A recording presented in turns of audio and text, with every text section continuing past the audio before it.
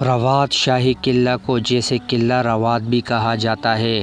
روات عربی زبان کے لفظ ربط کی بگڑی ہوئی شکل ہے۔ رباط کے لغوی معنی سرائے کی ہے۔ اس سے اندازہ ہوتا ہے کہ موجودہ قلعہ درحقیقت ایک قدیم کاروان سرائے تھا جو جرنیلی روڈ کے ساتھ مسافروں کی سہولت یا سرکاری اہلکاروں کے ٹھہرنے کے لیے بنائی گئی تھی۔ اس کا فن تعمیر اس بات کی عزمی کرتا ہے کہ یہ قلعہ نما سرائے 15ویں صدی کے اول میں سلاطین دہلی کے زمانے میں تعمیر ہوئی تھی، لیکن اس قلعے کو سلطان محمود غزنوی کے بیٹے مسعود کے ساتھ منسوب کیا جاتا ہے، جس کا زمانہ 1036 ہے، اور کہا جاتا ہے کہ اس کے لشکر باغی سپاہیوں نے اس قلعے میں گرفتار کیا اور بعد میں ٹیکسلا کے نزدیک گڑھی کے قلعے میں لے جا کر قتل کر دیا۔ یہ قلعہ بعد میں گکڑ قبیلے کے سردار سارنگ خان کے قبضے میں آیا، جو اپنے 16 بیٹوں کے ساتھ شیرشاہ سوری کے ہاتھوں قتل ہوا اور اس قلعے میں دفن کیا گیا۔ تزک بابری شہنشاہ بابر کے مطابق اس کے بارے میں کوئی واضح ذکر نہیں ملتا، لیکن دوسرے مغل بادشاہ ہمایوں پوٹھوہار کے گکڑ قبیلے کے دور جلاوطن میں اکثری مدد کی، جس کے پاداش میں شیرشاہ سوری، جو مغلوں کا مخالف تھا، گکڑ قبائل کو کافی نقصان کا سامنا کرنا پڑا۔ اپنے دوسرے دور اقتدار میں مغل شہنشاہ ہمایوں نے اپنے وفادار ساتھیوں کو نوازا۔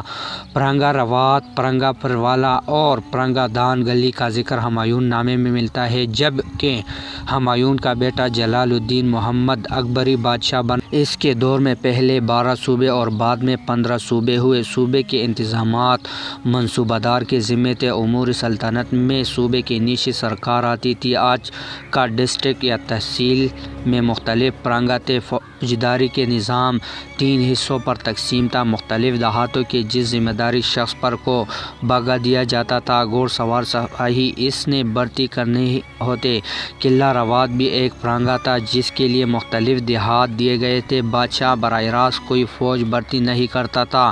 پوٹھوہار کی عسکری تقسیم کے روا شہنشاہ جلال الدین محمد اکبر کے سپہ سالار مہاراجہ مان سنگھ نے گکڑ، راجپوت اور دیگر جنگجو قبائل کو جاگیردار دے کر مغل فوج کے نظام درست کیا، جاگیر تقسیم کی اور فوج میں منظم کیا۔ راولپنڈی سے مشرق کی طرف جرنیلی سڑک پر سفر کرتے ہوئے 17 کلومیٹر کے فاصلے پر ایک گاؤں آتا ہے جسے روات کہتے ہیں۔ ایک شاندار تاریخی قلعہ روات شاہی قلعہ آ جاتا ہے۔ یہ قلعہ روات ہی ہے۔ گاؤں کا نام بھی اسے مناسب سے ہے، جو 16 صدی کے اول میں تعمیر کیا گیا تھا۔ یہ گکڑ کے سربراہ سلطان سارنگ خان اور شیرشاہ سوری کے درمیان ایک جنگ کی یاد دلاتا ہے جو 1546 میں اس مقام پر لڑائی گئی۔ قلعہ تقریباً مربع شکل میں ہے اور اس کے 2 بڑے دروازے ہیں۔ ایک مسجد کے 3 بڑے کمروں کی گنبد کی شکل میں نظر آتے ہیں اور یہ تقریباً بہتر حالت میں ہے۔ ایک گنبد کے ساتھ ایک چوکور عمارت ہے۔ دیواروں کے ساتھ ساتھ چھوٹے کمرے ہیں۔ اس کے فصیل کے ساتھ ساتھ بہت سے چھوٹے چھوٹے کمرے بنے ہوئے ہیں جو دفاعی لحاظ سے اہمیت کے حامل ہیں۔ قلعے کے مرکز میں کئی قبریں ہیں، ان میں سے ایک سلطان سارنگ خان کی ہے۔ اس کے 16 بیٹوں کی قبریں بھی ہیں جو 1540 میں یہاں جنگ کرتے ہوئے مارے گئے تھے۔ ہمایوں کے دور کے دوران سلطان سارنگ خان نے زیادہ شہرت حاصل کی۔ وہ اتنا طاقتور ہو گیا تھا کہ اس نے شیرشاہ سوری کو تسلیم کرنے سے انکار کر دیا تھا۔ اس کے انکار سے شیرشاہ سوری نے اس پر چڑھائی کر دی، جس کے نتیجے میں وہ اس کے 16 بیٹے مارے گئے تھے۔ قیام پاکستان کے بعد قلعہ کو محکمہ اوقاف کی نگرانی میں دے دیا گیا اور اس کا نام شاہی قلعہ رکھ دیا گیا، جس میں ایک مسجد بھی واقع ہے جو آج بھی آباد ہے اور قدیم دور کی یاد دلاتا ہے۔ قلعے کے ارد گرد مضبوط فضلیں ہیں جو اسے بیرونی دشمنوں کے شر سے محفوظ رکھنے کا ذریعہ تھی، مگر اب ٹوٹ پھوٹ کا شکار ہے۔ اس کے علاوہ اس کی دیواروں کا اہل رواج بھی نقصان پہنچا ہے۔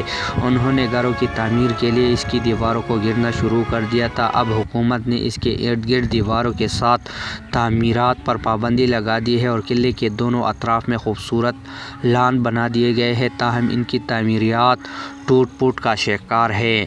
یہاں ملکی اور غیر ملکی سیاحوں کا آنا جانا لگا رہتا ہے۔ اگر حکومت ذرا سی توجہ دے تو اس کو سیاحت کے لیے حوصلہ افزا مقام بنا جا سکتا ہے۔ اونچائی پر واقع ہونے کی وجہ سے دفاعی اعتبار سے بھی یہ قلعہ انتہائی اہمیت کا حامل ہے۔ یہاں سے اسلام آباد اور راولپنڈی راولپنڈی اور ارد گرد کے بڑے علاقے مؤثر کنٹرول حاصل کیا جا سکتا ہے، تاہم اسے تاریخی مقام پر حکومت کو توجہ دینے کی ضرورت ہے تاہم آنے والی نسلوں میں یہ ورثہ منتقل ہو سکے۔ موجودہ قلعہ فصیل اور 2 دروازوں پر مشتمل ہے۔